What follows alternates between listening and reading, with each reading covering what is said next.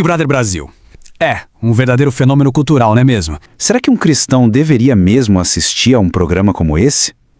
Bom, para a gente entender melhor essa questão, Primeiro, sabe, qual é a lógica, a engrenagem que faz ele ser esse sucesso todo de entretenimento? E a conclusão é bem direta, viu? O argumento é que o programa se alimenta da exposição da intimidade, dos conflitos de ego, da sensualização e, claro, de comportamentos que batem de frente com os valores cristãos. Acaba assim normalizando o que a fé enxerga como vícios. Ok, agora a gente entra no coração do argumento teológico.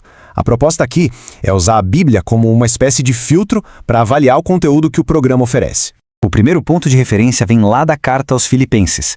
A ideia é bem simples. No que a mente e o coração de um cristão deveriam se concentrar? A resposta seria em tudo que é verdadeiro, justo, puro, amável, virtuoso, enfim. Então, a análise faz uma comparação, sabe? Coloca os valores lado a lado. De um lado, o que o programa promove: julgamentos, rivalidades, uma certa banalização do corpo. Do outro, o que a Bíblia ensina: a busca pela verdade, pelo respeito, pela justiça, pela pureza. O contraste meio que fala por si só.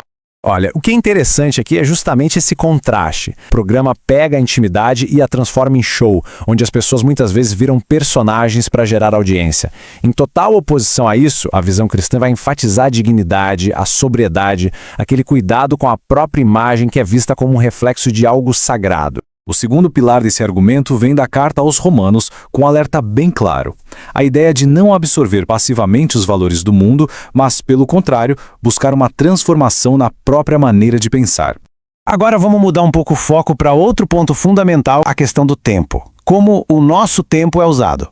O Evangelho de Mateus. Esse chamado para vigiar é como um convite para a gente fazer escolhas conscientes sobre como gastamos nosso tempo, e isso inclui, claro, o nosso lazer.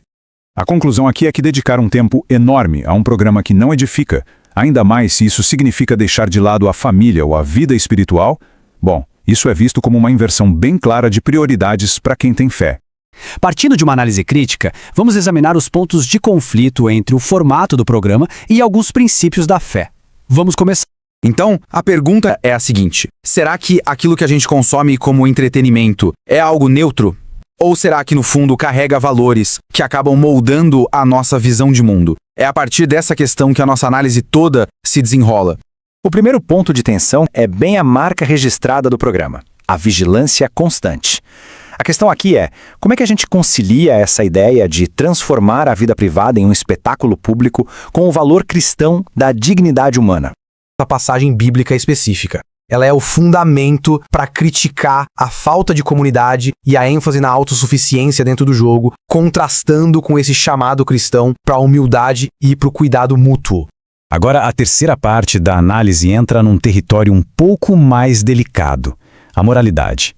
Como certos comportamentos, que sob uma ótica cristã seriam considerados pecaminosos, acabam sendo normalizados e apresentados como se fossem puro entretenimento.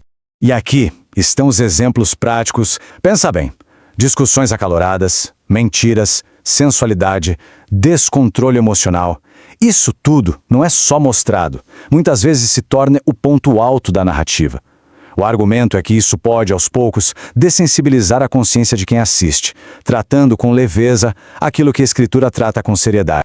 E assim a gente chega no último grande ponto de crítica. Esse aqui foca no prêmio final, que, convenhamos, muitas vezes não é só o dinheiro, mas sim a fama e a aprovação do público. O caminho é todo construído em cima da visibilidade, a qualquer custo. Primeiro, ser notado. Segundo, gerar comentários, fazer as pessoas falarem. E terceiro, o mais importante de tudo, conquistar a aprovação da audiência. E esse slide, ele ilustra uma diferença que é fundamental. De um lado, o valor de alguém baseado na validação que vem de fora, nos aplausos do público. Do outro, a visão cristã de um valor que já existe, que é inerente, que vem da relação com Deus. Essa busca incessante por aplausos pode acabar desviando o coração da verdadeira devoção. Certo. Então, depois de tudo isso, o que fica? O programa é visto não tanto como um espelho fiel da sociedade, mas mais como um sintoma de uma cultura que muitas vezes valoriza mais a audiência e o espetáculo do que a profundidade e a substância das coisas. A atitude mais coerente com o Evangelho seria simplesmente não assistir. Mas olha que interessante, isso não é para ser uma regra imposta de fora para dentro. É mais uma escolha pessoal. que nasce da convicção e da fidelidade de cada um.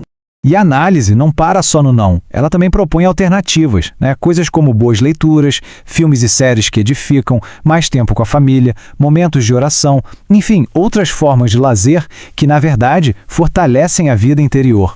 E a gente encerra com essa pergunta provocadora. É uma questão que vai muito além do Big Brother, né? Ela se aplica a tudo que a gente consome de mídia e convida a uma autoavaliação. Como é que o entretenimento que a gente escolhe está de fato nos moldando?